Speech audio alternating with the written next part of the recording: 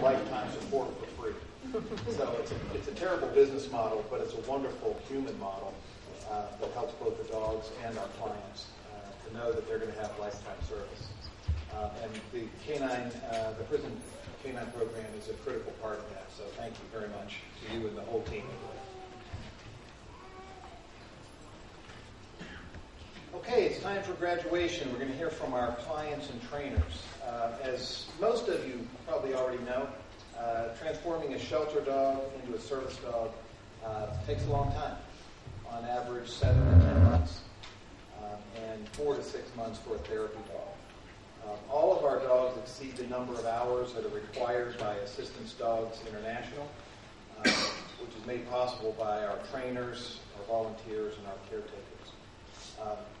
Together, they've dedicated literally thousands of hours to train this graduating class. Can I ask the graduates and the trainers to come to the stage now, please?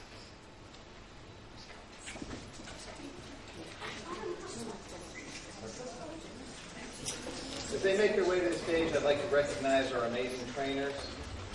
Sarah Gallassini. Just kind of wave and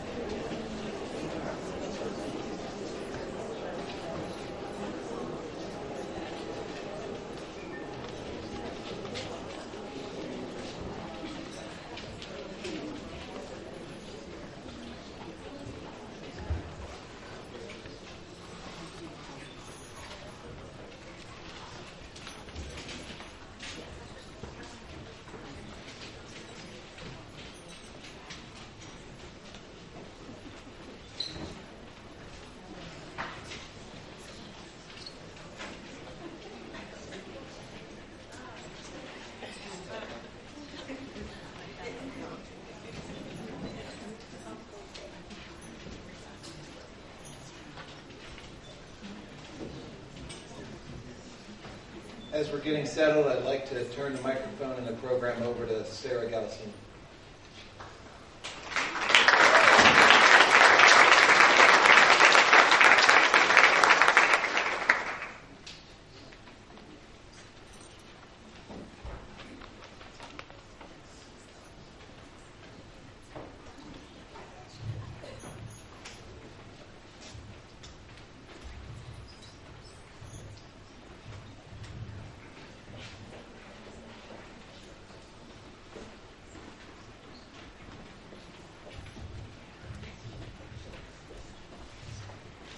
All right, so our first client that we have today is Johnny with Baloo. Baloo came from Foothills Animal Shelter, and he actually had 2 different runs at Foothills Animal Shelter. The first time he came in, he was surrendered because he jumped a 4-foot fence. And the second time, after he got adopted, He came back in because the family's resident dog just didn't get along with him. But he's a wonderful boy. He's found a really great home now. I really want to thank Decker's Dogs for sponsoring this team. Judy Ann, if you're here, could you stand up? Oh, back.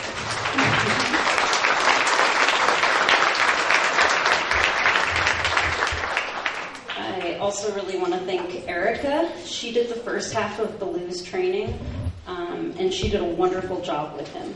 So she made my job easy. Baloo was mostly fostered by Sue and Neil Parker. When Sue passed away, Neil continued to take Baloo. He was a big part of their family, and Sue had just been so passionate about our program, so he continued to foster Baloo. It was really nice. And then Johnny and Baloo they're a great team, and they were a great team to work with, and they're going to have many wonderful years together. I'm very excited about it.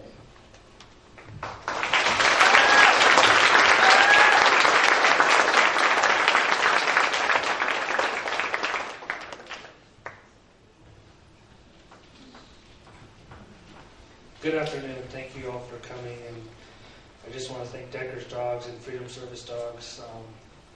It was asked why I put in for a service dog, and honestly, it was my family that pushed it. Didn't want to leave the house. Really can't go out in public. Since having Baloo, it's just been a life-changing event. He can tell when I'm anxious. He can tell if it's a bad situation, and he jumps on me, and we have a lot of fun together. I think his favorite thing in the world, though, is his big fluffy tail. He likes to chase that. But just in short, thank you all for everything. You guys made this possible, and you really changed my life.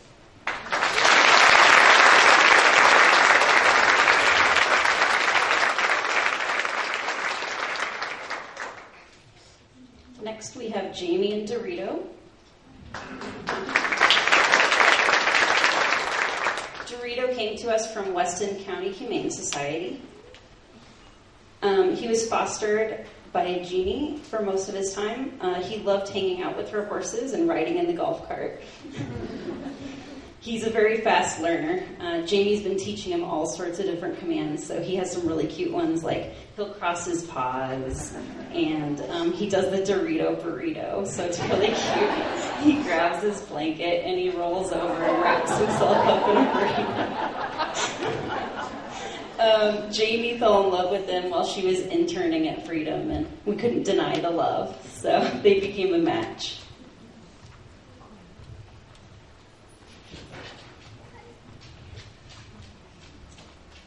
Okay, so kind of like Lauren, I'm an intern, so I came from Denver University, and so what I want to do is work with kids and dogs. So what could be a better job?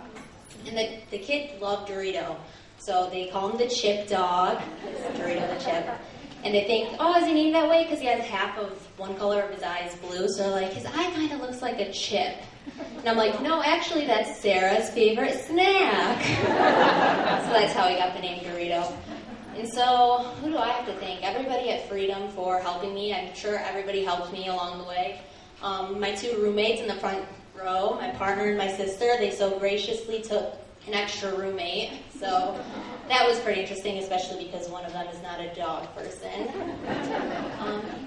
And then the intern. So working with Dorito and helping him along the way. And then especially Jeannie, who we're still very close now and talk. And Sarah, his trainer. So thank you.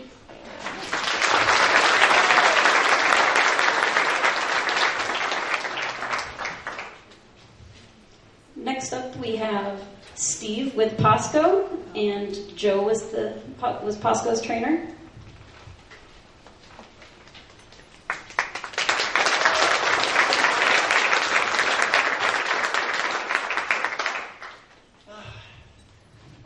All right, well, to put this in as short a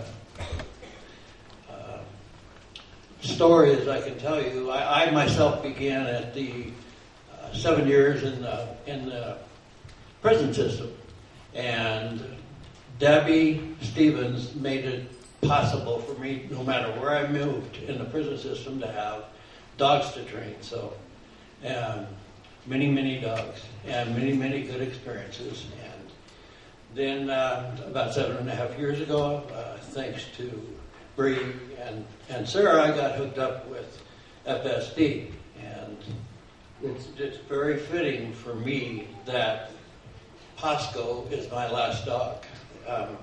It's just incredible what this dog has done for me.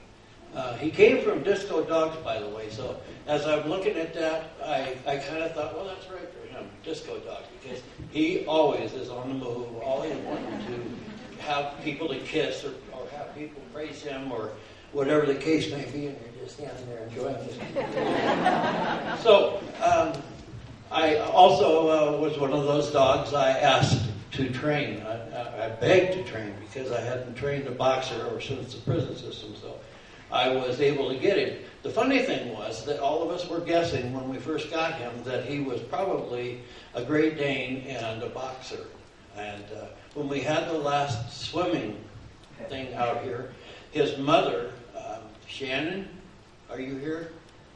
Will you stand, please? She is the reason